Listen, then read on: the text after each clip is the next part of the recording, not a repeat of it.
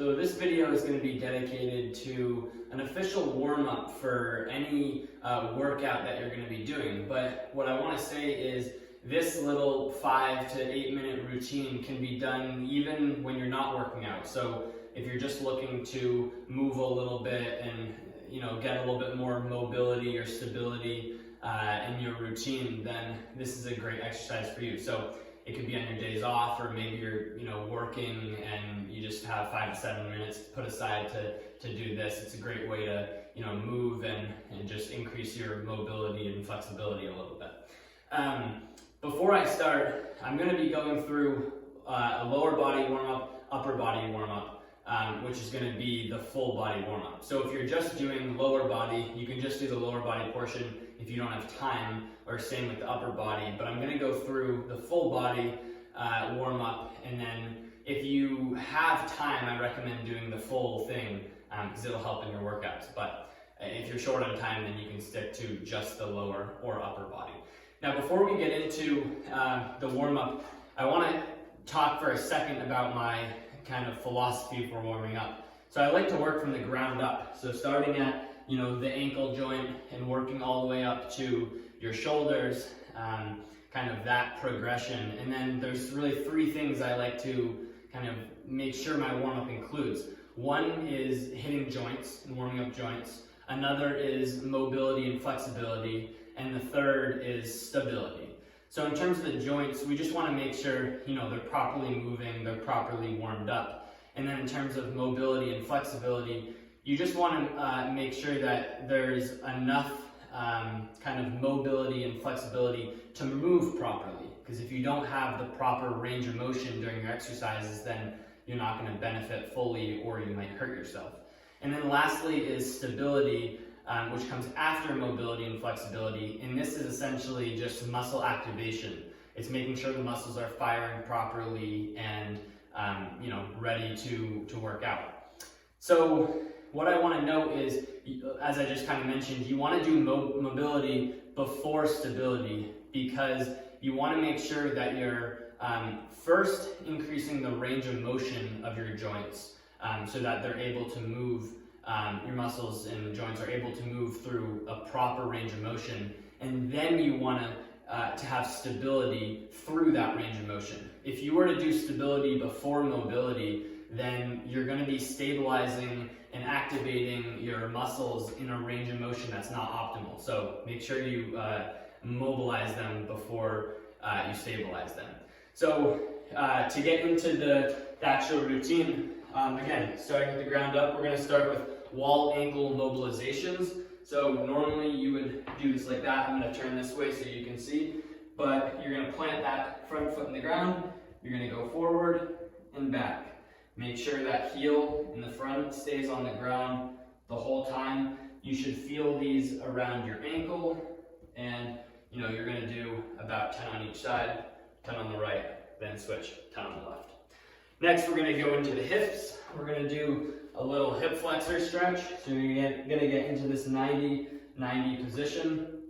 And what you're going to do is squeeze your glutes and just hold that for anywhere between 15 and 30 seconds.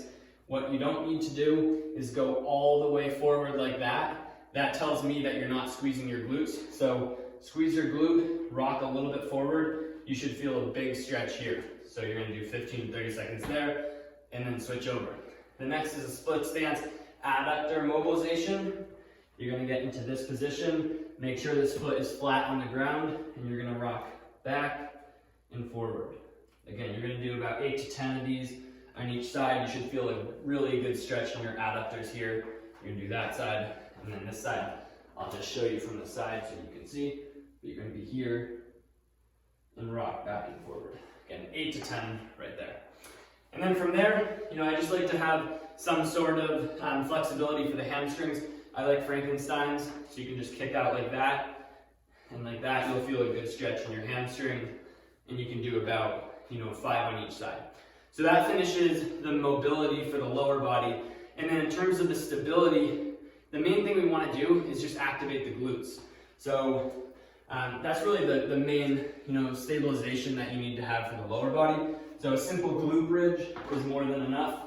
You're here, bridge up and squeeze your glutes, and back down. If you want to make it a little bit harder, you could bridge up and, you know, do some of these. Maybe you want to go one leg, really squeeze that glute. Something to just activate the glutes.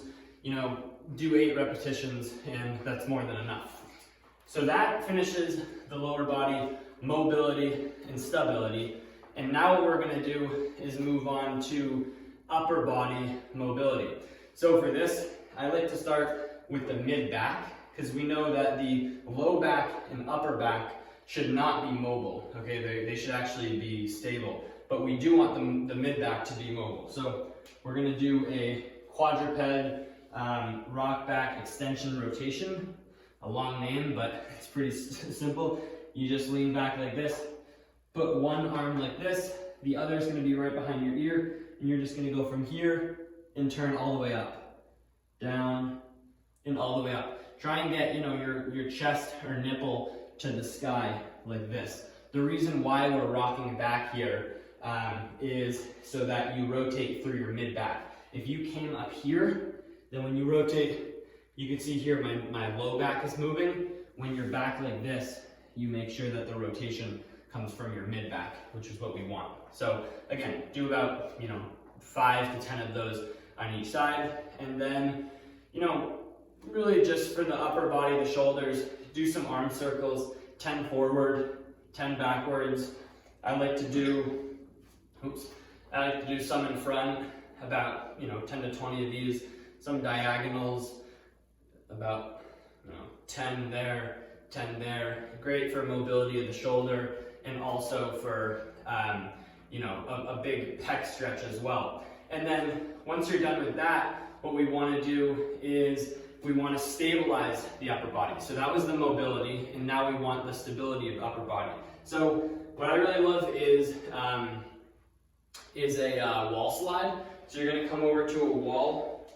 You're going to move your feet out a little bit, flatten your low back to the wall. You're going to come in here and go up and down, up and down. These are harder than they look.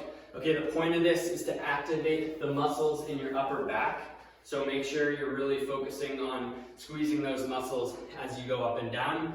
And then from there, I like to, you can do, you know, 8 to 10 of these.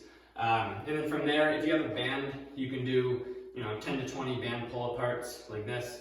Again, really squeezing your mid-back. If you don't have a band, you can do body weight rows. So you can get into the ground here. You can row up and back down, up and back down. This is, when you go up here, you really want to squeeze the muscles in your upper back, because that we're trying to activate those muscles. And then from there, we just want something to activate our core. So again, nothing to fatigue here. This is just a warm-up. But anywhere from 15 to 30 seconds of a simple plank like this, squeeze your glutes. You know, you can go up and down here. You could go out to the side like this. You could do a push-up plank like that. Something to activate the glutes. Again, 15 to 30 seconds. Don't overcomplicate it. You don't need to go to, and you shouldn't go to failure. Just something to get them firing and properly working. And then, I'm like out of breath, but from there, that's really the end of the like regular workout, or not the workout, the warm-up. And then from there, what I like to do is just start your first set by doing some light weight of whatever that movement is. So if we're going to be, you know, doing back squats, for example, then once I'm done with that, then I'll just come here and I'll do some body weight squats. I'll do 5 to 10 of these.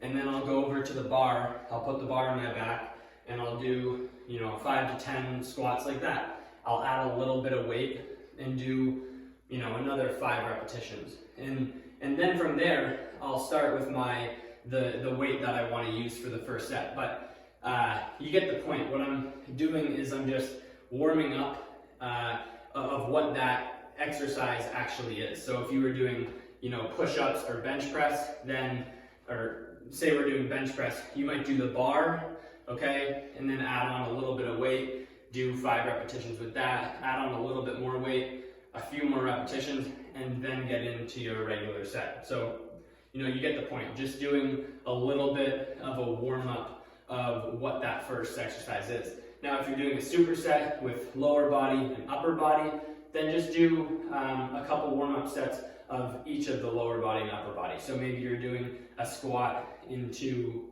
a push-up, so do a couple bodyweight squats, and then drop and do, a couple push-ups like this.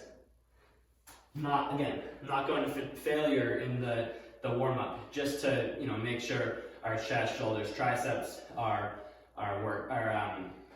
warmed up in addition to our legs. So yeah, that's it for the warm-up. If you have any questions, let me know, and good luck in your workout.